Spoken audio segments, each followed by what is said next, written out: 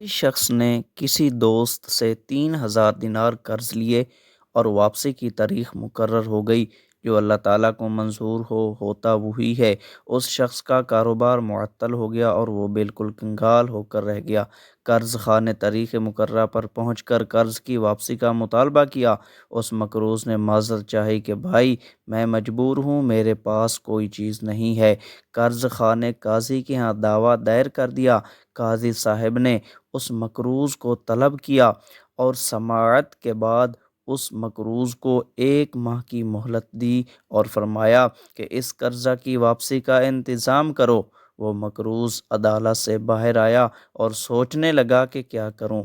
ممکن ہے کہ اس نے کہیں سے یہ پڑھا ہو یا علماء کرام سے یہ سنا ہو کہ رسول اکرم صلی اللہ علیہ وآلہ وسلم کا ارشاد گرامی ہے، جس بندے پر کوئی مصیبت کوئی پریشانی آ جائے تو وہ مجھ پر درود پاک کی کثرت کرے، کیونکہ درود پاک مصیبتوں پریشانیوں کو لے جاتا ہے اور رزق بڑھاتا ہے۔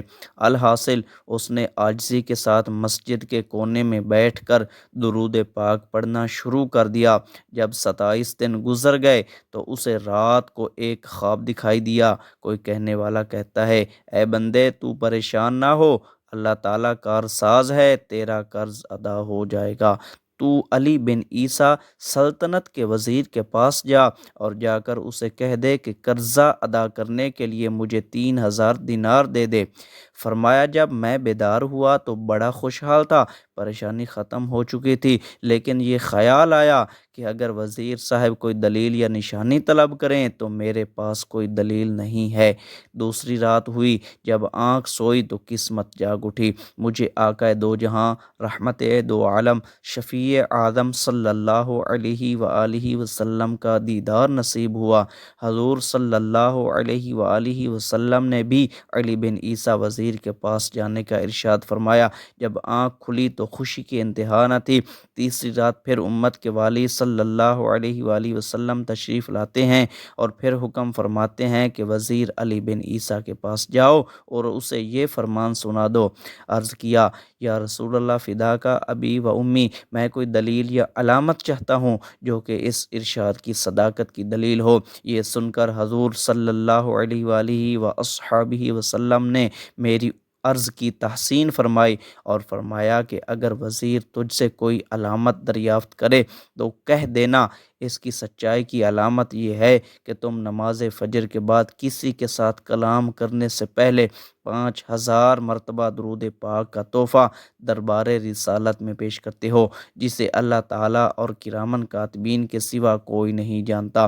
یہ فرما کر سید دو عالم صلی اللہ علیہ وسلم تشریف لے گئے۔ میں بیدار ہوا، نماز فجر کے بعد مسجد سے باہر قدم رکھا اور آج مہینہ پورا ہو چکا تھا۔ میں وزیر صاحب کی رہائش گاہ پر پہنچا اور وزیر صاحب سے سارا قصہ کہہ سنایا۔ جب وزیر صاحب نے کوئی دلیل طلب کی اور میں نے حضور محبوب کبریا صلی اللہ علیہ وآلہ وسلم کا ارشاد سنایا تو وزیر صاحب خوشی اور مسرت سے چمک اٹھے اور فرمایا، مرحبا برسول اللہ حقا۔ اور پھر وزیر صاحب اندر گئے اور 9,000 دینار لے کر آ گئے۔ ان میں سے 3,000 گن کر میری جھولی میں ڈال دیے اور فرمایا یہ 3,000 قرضہ کی ادائیگی کے لیے، اور پھر 3,000 اور دیے کہ یہ تیرے بال بچوں کا خرچہ، اور پھر 3,000 اور دیے اور فرمایا یہ 3,000 کاروبار کے لیے، اور ساتھ ہی وداع کرتے وقت قسم دے کر کہا، اے بھائی تو میرا دینی اور ایمانی بھائی ہے، خدا را یہ تعلق محبت والا نہ توڑنا، اور جب بھی آپ کو کوئی کام کوئی حاجت درپیش ہو تو بلا روک ٹوک آ جانا، میں آپ کے کام دل و جان سے کیا کروں گا۔ میں وہ رقم لے کر سیدھا قاضی صاحب کی عدالت میں پہنچ گیا، اور جب فریقین کو بلاوا ہوا تو میں قاضی صاحب کے ہاں پہنچا اور دیکھا کہ قرض خواہ مبہوت کھڑا ہے۔ میں نے 3,000 دینار گن کر قاضی صاحب کے سامنے رکھ دیے۔ قاضی صاحب نے سوال کر دیا کہ بتا تو یہ اتنی دولت کہاں سے لے آیا؟ حالانکہ تو مفلس تھا، کنگال تھا۔ میں نے سارا واقعہ بیان کر دیا۔ یہ سن کر قاضی صاحب خاموشی سے اٹھ کر گھر گئے اور گھر سے 3,000 دینار لے کر آ گئے اور فرمایا ساری برکتیں وزیر صاحب ہی کیوں لوٹ لیں، میں بھی اسی سرکار کا غلام ہوں، تیرا یہ قرضہ میں ادا کرتا ہوں۔ جب قرض خواہ نے یہ ماجرا دیکھا تو وہ بولا کہ ساری رحمتیں تم لوگ ہی کیوں سمیٹ لو، میں بھی ان کی رحمت کا حقدار ہوں۔ یہ کہہ کر اس نے تحریر کر دیا کہ میں نے اس کا قرض اللہ اور رسول جل جلالہ و صلی اللہ علیہ وآلہ وسلم کے لیے معاف کر دیا۔